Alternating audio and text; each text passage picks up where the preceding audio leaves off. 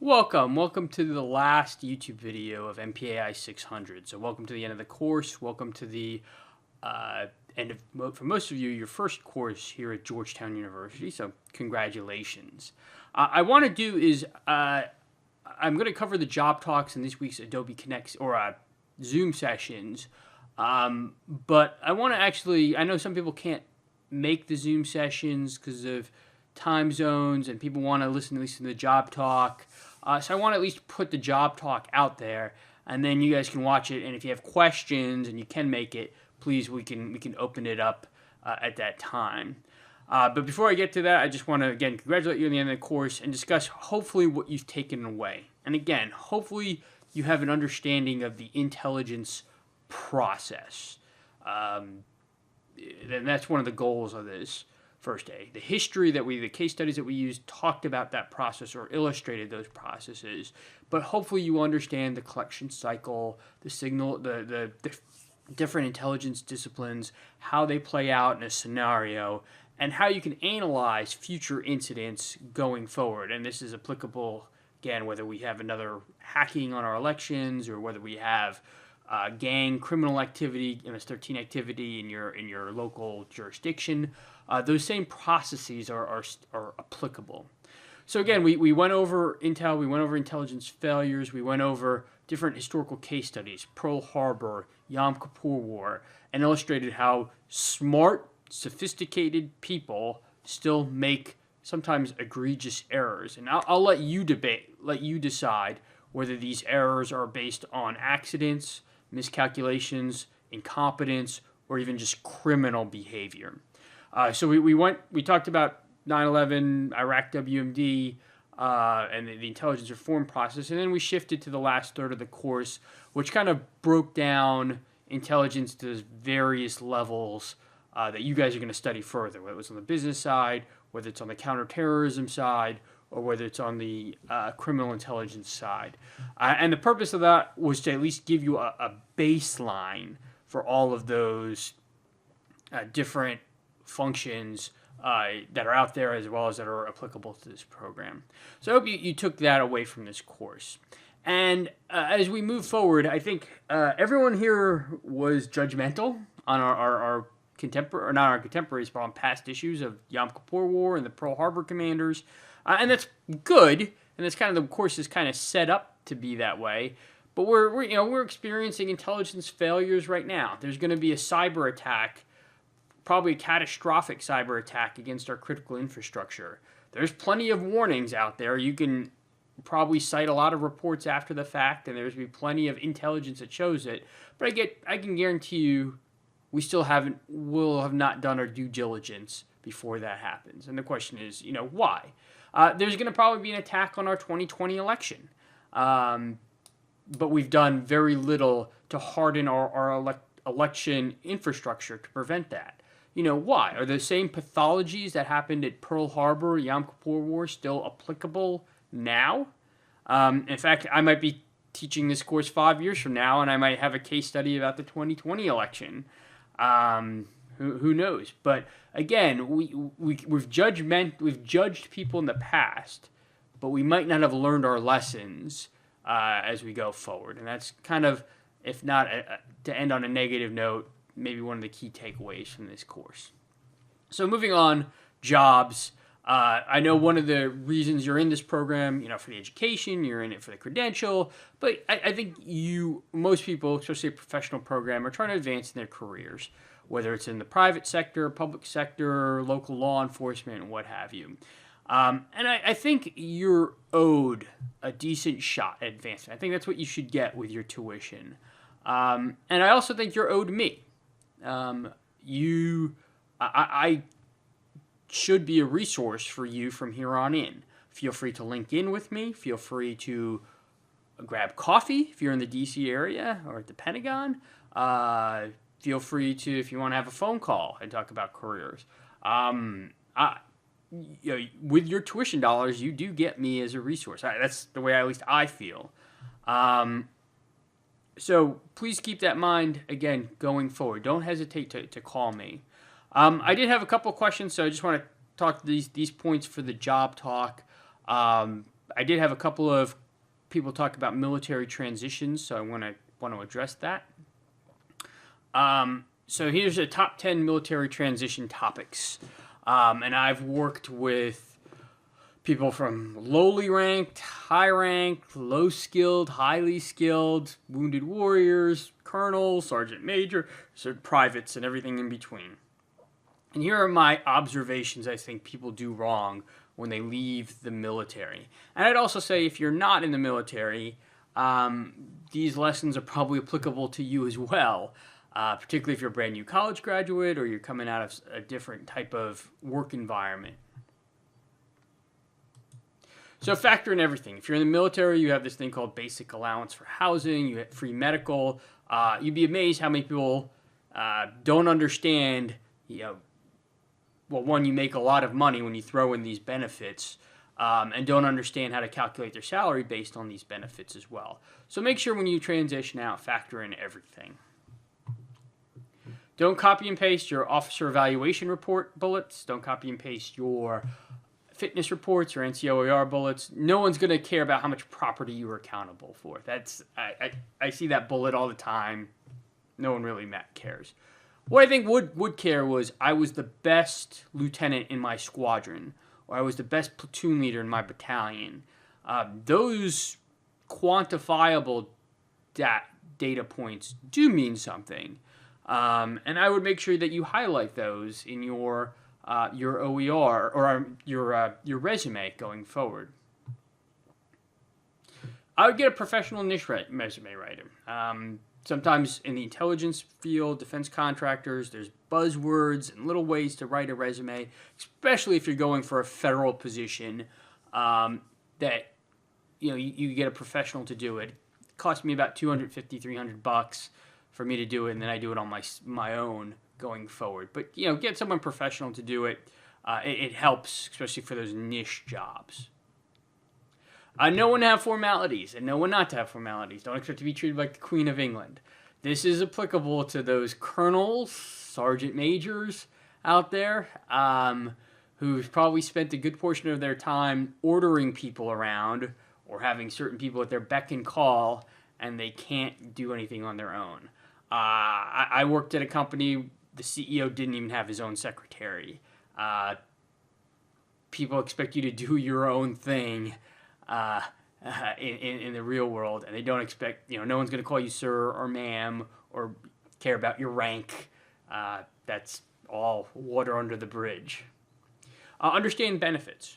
Know what 401k match, HMO, PPO, education benefit, all those benefits, if those words were alien to you, what I just mentioned, study up on them because they're critical on what job you want after the military. Know your worth. Glassdoor.com is an excellent website to know your worth, whether you work at a certain company or whether you're an intelligence analyst or a logistics specialist. Depending on what area you work in, it'll tell you what the average salary is. This goes to the transitioning captains or lieutenants in the Navy. Expect a salary cut, with the exception of certain defense contracting, cyber, intelligence. But if you're going to go work even for like a marquee company like Amazon or Walmart, you'll probably get a salary cut going up when you leave the military. That's almost expected. So this is a controversial one. It's easier in the civilian world, and sometimes it's harder. It's easier in the sense you're not deployed for 6 months, 9 months at a time. No one's going to shoot at you. You're usually in your same bed every night. In that case, it's easier. It's harder because in the civilian world, someone's going to always expect you to add to the company's bottom line. Even in the federal government, people are going to ask, well, you're a GS-13, why, and you're making this much, but you're only doing this much work. A company, if you're working for the private sector, your salary is X, they expect you to bring X plus Y into the company, and someone's always going to ask, are you contributing to the bottom line of the company? And you should always have that in your head. How am I contributing to the bottom line of my company going forward? This is easy for most people, but most people don't do this. Get inside your boss's head, know his or her tasks, and answer his or her tasks before it gets to that person. That's how you really advance in this world. Don't expect automatic promotions and assignments.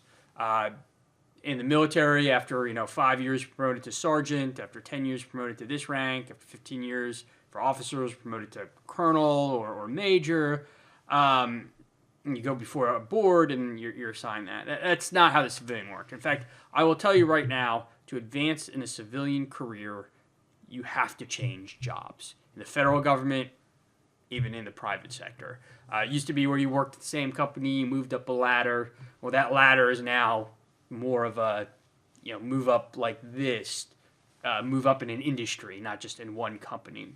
So you always have to be looking for I hate to say this, the next job, and think how you can move up, not just in your company, but the whole point is that you can outreach and work with other clients, try and expand your network as much as possible so you can kind of not just move up linearly, but move up in different sectors. So Fed versus contractor, that's a key question somebody brought up. Some of the advantages and disadvantages. Federal, and I've been both, and I've worked with both on both ends. Been federal employee, worked with contractors, contractor, worked with federal employees. Better opportunities to advance generally as a federal employee. That's usually they'll invest money in you. There's fellowship opportunities if you want to work in a different sector. That's available to you. You can change an organization as a federal employee. If you're a contractor, the federal government is your client. So you can't really tell them your processes are all dorked up because that's your client.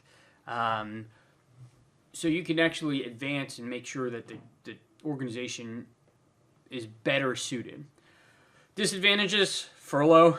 Yeah, people were probably furloughed in this class. You can be out for 30 days. And then I would say low pay, but it's changing. It depends what type of job you are. Federal employees do actually, I think, make decently when you're talking about GS-13 and GS-14s. But contractors, again, higher pay for the specific niches like cyber, some intel. So that could be a trade-off. Contractor, again, higher pay for those niches, a little bit more flexibility, but the disadvantages is less job security. And I will say that you can lose your job if a contract goes away. There's turnover, but just like anything else, if you do your job well, someone will say, "Oh, let's hire that guy." And I've been on the federal side where I said, "Okay, new company's coming in, but you need to hire this person." That happens all the time. So just like anything else, if you do a good job, you're going to do well. The one thing I will say is that federal hiring is very difficult, particularly if you don't have veterans preference. The best, I'll talk about opportunities there, but I would recommend you can work in as a contractor, particularly those big companies.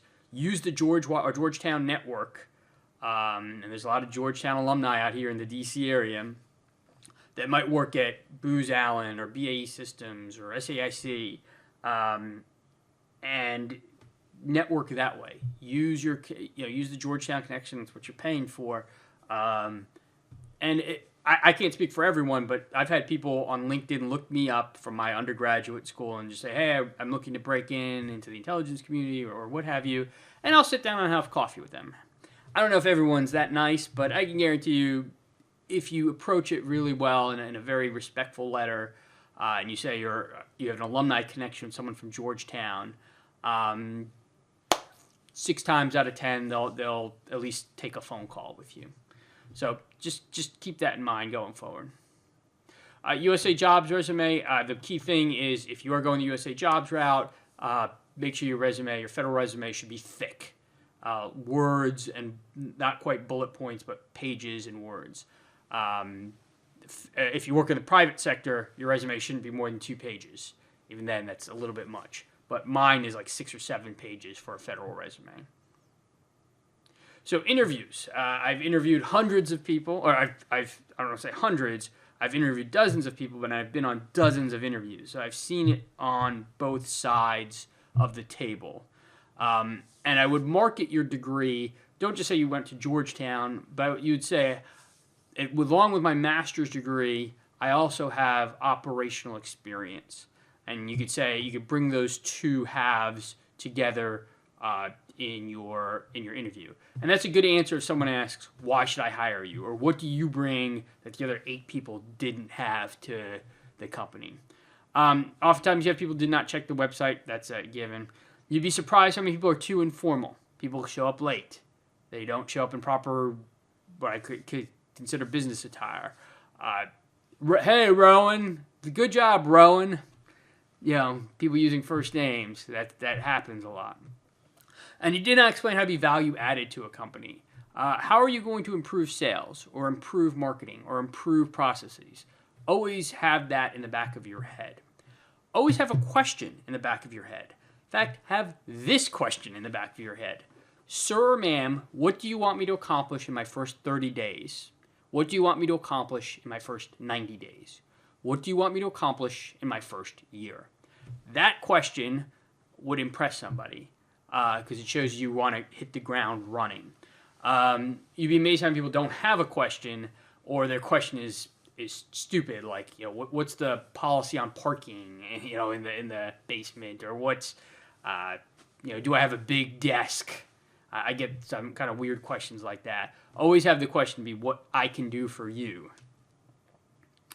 And I would also just say, just like I'm talking on a video camera, get behind a camera and practice some questions. You would notice your off-putting mannerisms, like Please videotape yourself. In fact, get into your suit, whatever you're going to wear at the interview. And I've had this experience. What fits well in October doesn't necessarily fit well in January as far as clothes, because you've packed on the Christmas pounds or the Thanksgiving pounds. And for guys, you get that unsightly tie, neck bulge in the tie that I won't get into detail here, but just try out your suit before you go on. So other key points, this is critical. I can't emphasize this enough. In fact, I'm going to create a cheat sheet. All the graduate school or all the intelligence agencies and federal government have internships. If you're young, like 27, 28 years young or older young, and you can take a little bit of a pay cut, or you're even older and you can take a little bit of a pay cut, these internships are the best pathways into the government. And they went down, but now they're hiring again. NGA, National Geospatial Agency, hired 300 interns this past summer. They'll probably do another bumper crop this summer. Might not get a job with NGA, but you'll get a clearance. You'll get real world experience too. And they bring you on in the summer, and then they still let your clearance go. So hopefully you can come work for the company or wherever going forward. As I mentioned earlier, use an alumni network, large defense contractor. Not only is it easier to hire, but a large defense contractor will probably pay for a clearance, or they're more likely to pay for a clearance than a smaller one. And again, Georgetown has a presence at probably all the big defense contractors. USA Jobs without veterans preference, it's a hard sell. If you've gotten a job through there without veterans preference, let me know. But I've been on the side where you hire people and you almost have to cut off people that didn't have veterans preference. And then newly separated veterans. Again, there's congressional fellowships if you're interested in working on Capitol Hill. There's certain fellowships out there that might pay for partial school and get you in different companies going forward. So again, I hope this was helpful. I appreciate everyone's efforts in the class. I look forward to the Zoom session this upcoming week. And again, I can't emphasize this enough. If you have questions or issues going forward about careers, don't hesitate to drop me a note. I look forward to talking to students, so grab coffee, grab a beer, and we can go forward.